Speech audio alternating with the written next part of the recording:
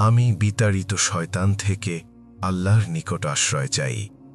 পরম করুণাময় অসীম দয়ালু আল্লাহর নামে আরম্ভ করছি। আল্লাহ, তিনি ছাড়া অন্য কোনো ইলাহ নেই। তিনি চিরঞ্জীব, সর্বসত্তার ধারক। তাকে তন্দ্রা ও নিদ্রা স্পর্শ করে না। আসমানসমূহ ও জমিনে যা কিছু রয়েছে সবই তার। এমন কে আছে যে সুপারিশ করতে পারে তার নিকট তার অনুমতি ব্যতীত?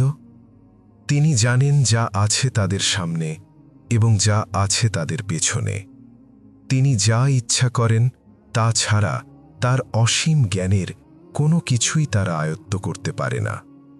তার কুর্সি আসমানসমূহ ও জমিন পরিব্যাপ্ত হয়ে আছে, আর এ দুটির সংরক্ষণে তিনি ক্লান্ত হন না। তিনি সর্বোচ্চ সুমহান।